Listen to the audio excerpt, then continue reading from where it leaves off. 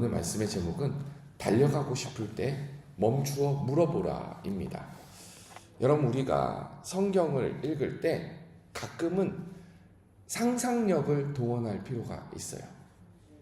이게 무슨 말이냐면, 특히 오늘 본문과 같이 한 사건 속에서 인간 주인공이 행동을 하는 것을 볼 때 성경은 단순히 무슨 일이 있었는가만 보여주는 것이 아니라 믿음의 사람의 중심이 어땠는가도 우리에게 보여줍니다. 자, 한번 오늘 본문을 생각해 봅시다. 야곱이 애굽으로 가려고 해요. 애굽에 가면 누가 있죠? 요셉이 있어요. 요셉이 22년 만에 요셉을 보러 가는 길이에요. 죽은 줄 알았던 요셉이 장례도 치르지 못한 채 마음으로만, 가슴에만 묻어두었던 아들이 살아있다는 소식을 들어요. 그것도 애굽의 총리가 되었다라는 사실입니다. 자, 이제 여러분께서 야곱이라고 한번 상상해 봅시다. 22년 만에 아들을 만나러 가는 게 여러분의 마음은 어떠하겠습니까? 뭐 굳이 설명해야 할까요? 여러분의 발걸음이 옮겨가는 속도는 어떠할 것 같나요? 뒤도 안 돌아보고 저 같으면은 한달음에 달려갔을 것 같습니다. 근데 오늘 야곱이 하는 행동을 보니까 46장 1절에 한번 보세요. 이스라엘이, 이제 야곱의 바뀐 이름이 이스라엘입니다. 이스라엘이 모든 소유를 이끌고 떠나 부엘세바에 이르러 그의 아버지 이삭의 하나님께 희생 제사를 드리니, 야곱이 서둘러서 요셉이 있는 애굽으로 가지 않고 부엘세바로 가서 하나님께 희생 제사를 드립니다. 부엘세바는 가나안 남쪽 끝, 국경을 지나기 전에 있는 가나안 땅의 한 모퉁이에요. 거기서 하나님께 예배를 드리는 거예요. 또 이 부엘세바라는 장소는 야곱의 선조 아브라함과 이삭에게 아주 의미 있는 자리였어요. 부엘은 우물이라는 뜻이고요, 세바는 일곱이라는 뜻이에요. 7개의 우물을 만난 자리예요. 야곱의 아버지 이삭이 헤맬 때에 하나님의 섭리로 말미암아, 하나님의 은혜로 말미암아, 하나님의 도우심을 받고 하나님께 예배했던 자리가 바로 부엘세바입니다. 아버지가 예배했던 자리, 할아버지가 예배했던 자리에서 야곱이 선조들과 같이 희생 제사를 드립니다. 근데 야곱이 희생 제사를 드리는 이 마음이 석연치 않아요. 2절을 한번 또 봐보세요. 2절을 읽어드릴게요. 그 밤에 하나님이 이상 중에 이스라엘에게 나타나 이르시되, 이제 하나님께서 이스라엘에게 찾아가서 말씀하시는 거예요. 왜 찾아가셨냐? 야곱의 마음을 아시기 때문에 찾아가신 거예요. 3절에 하나님이 이르시되 나는 하나님이라 내 아버지의 하나님이니 애굽으로 내려가기를 뭐하지 말라? 두려워하지 말라. 자, 여기서 하나님께서 야곱의 마음을 훤히 들여다보시는데 야곱의 마음이 애굽으로 가는 길목에서 두렵다라는 거예요. 야곱이 요셉 보러 가기를 주저주저하고 그 발걸음이 마냥 가볍지 않으니까 하나님께서 직접 찾아와 주셔서 그 마음에 위로와 확신을 주신 겁니다. 이상하지 않습니까?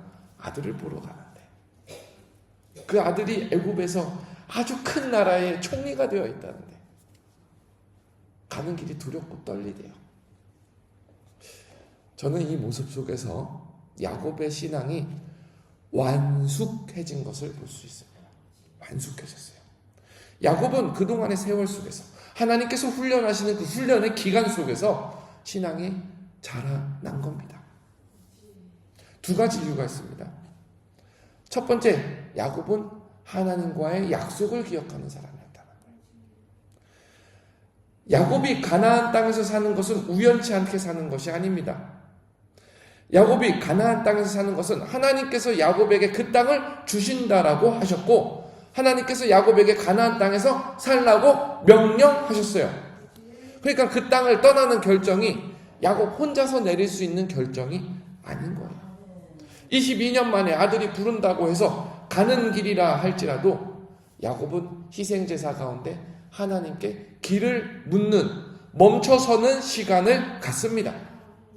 또 이 모습 속에서는 야곱이 분명히 변했다라는 사실을 알 수 있어요. 야곱 어떤 사람입니까? 원하는 것을 손에 넣기 위해서는 무엇이든 하던 사람이에요. 자기 목표가 우선이고, 그래서 속이기도 하고 다른 사람 발목도 붙잡는 사람이었어요. 근데 이제 야곱이 그러지 않습니다. 하나님께 붙잡혀 살고 있어요.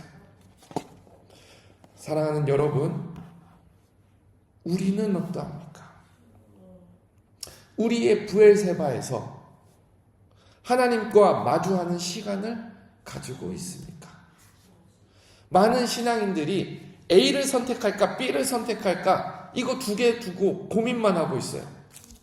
근데 우리 신앙인들의 삶은요, A냐 B냐보다 중요한 것은 하나님께 길을 묻고 있느냐, 하나님 앞에서 멈춰서는 시간이 있느냐라는 사실입니다. 여러분 한번 잘 보세요. 야곱이 애굽으로 가기 이전에 누가 애굽으로 갔어요? 아브라함이 애굽으로 갔었어요. 기근이 있을 때에, 먹을 것이 없을 때 아브라함이 가나안에서 애굽으로 피난을 갔습니다. 똑같은 길이었죠. 근데 그 길은 하나님이 원하는 길이 아니었어요. 꼭 애굽이어서 그렇다기보다는 아브라함이 하나님을 의지해서 애굽에 간 게 아니에요.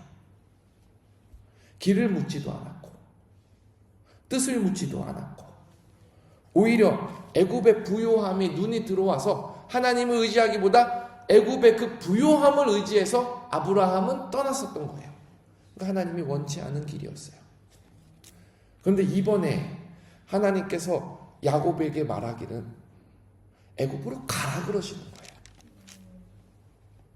하나님께서 요셉을 통해 이미 길을 준비해 두신 것이고, 또 그럼에도 불구하고 한 번 더 하나님께 길을 묻는 야곱에게 오히려 비전을 보여주십니다. 46장 3절 하반부에 그 비전을 한번 읽어보겠습니다. 애굽으로 내려가기를 두려워하지 말라. 내가 거기서 너로 큰 민족을 이루게 하리라. 4절에 내가 너와 함께 애굽으로 내려가겠고 반드시 너를 인도하여 다시 올라올 것이며 요셉이 그의 손으로 내 눈을 감기리라. 저는 이 4절 말씀에서 너무 놀라운 말씀을 발견했어요. 너무 놀라운 말씀이에요. 하나님께서 야곱과 함께 애굽으로 같이 가시겠다고 하죠. 너무 놀랍지 않습니까?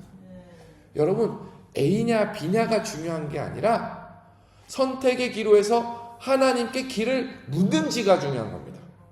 그리고 하나님께 길을 묻는 가운데, 고민하는 가운데 하나님께서 우리에게 마음에 확신을 주실 때는 우리 마음에 어떤 마음이 드냐?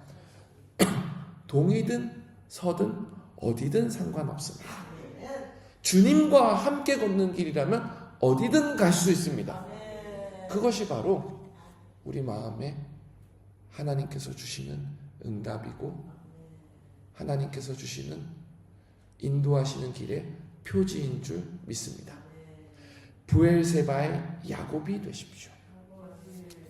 아무리 좋아 보이는 길이라 할지라도 잠시 멈추어 하나님과 마주하는 시간이 있어야 합니다.